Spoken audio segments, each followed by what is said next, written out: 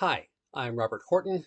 I'm a member of the National Society of Film Critics and the programmer historian in residence at Scarecrow Video in Seattle. In 2022, I am again leading Scarecrow Academy, an online discussion group presented by the nonprofit Scarecrow Video. Our series this year is called The Art in Sci Fi, Science Fiction and the Director. And we'll be looking at 10 classics of science fiction cinema, discussing them with an emphasis on what the director does. You don't have to have attended any of our earlier semesters to join us in this one at any time. The series is free and will take place via Zoom on Saturday afternoons at 2 p.m. Pacific time.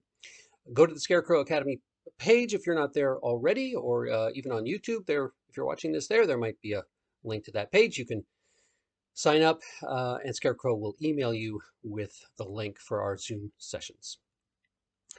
This semester kicks off on March 5th. Again, that's a Saturday with a conversation about the celebrated sci-fi epic METROPOLIS, released in 1927, directed by Fritz Lang. I think it's the right place to start our series because in some ways this is the wellspring of science fiction in the movies, and certainly Lang is one of the strongest directors in film history.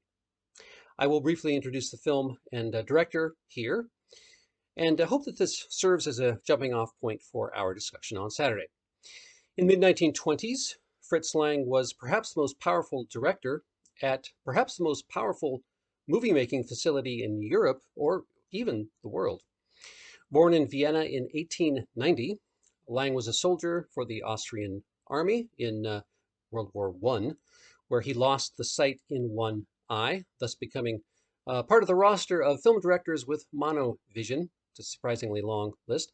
After the war, he swiftly moved into the ranks of screenwriters in Germany and then up into the director's chair. His ability to create films on a vast canvas, sometimes inflected by the cultural phenomenon known as expressionism, quickly became visible in adventure films like Die Spinnen, which means the spiders, although Die Spinnen is more fun to say, and the multi-chapter exercise in fable and fantasy, Der Müde-Tod, also known as Destiny. On that film, he worked with the screenwriter Thea von Harbo and then married her shortly thereafter. Together, they turned out a pair of gigantic multi-part films that followed. Dr. Mabuza, the Gambler, a movie that set the template for many gangster films to follow, and that gave the world the figure of an evil mastermind who could bring an entire population under his control. And then Die Nibelungen, a gigantic scaled adaptation of German mythology.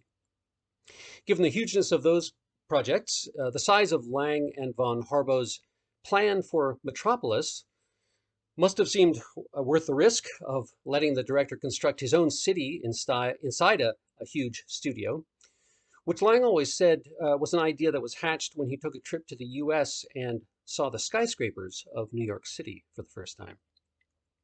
It was necessary to push the boundaries of what was possible in special effects for Metropolis, and it is certainly a dazzling film from that perspective, to say nothing of the delirious use of impossibly large crowds placed in what were apparently very dangerous situations.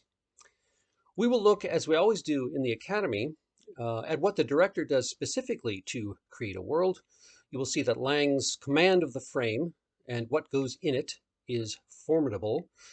How to deploy close-ups or long-distance shots at specific times, the movement and rhythm that happens within a shot, especially those that have a lot of people in them, as this movie does. And also one of Lang's great stylistic tendencies, which is how to use the frame as a way of constricting characters. When those characters have either made terrible mistakes or been caught up in a larger, sinister, fatalistic arc of destiny. We might even discuss the way the Metropolis sometimes seems to be at war with itself. It's a film that very explicitly has a moral or social lesson that it imparts by the time you get to the end. Yet Lang's treatment often complicates that simple conclusion.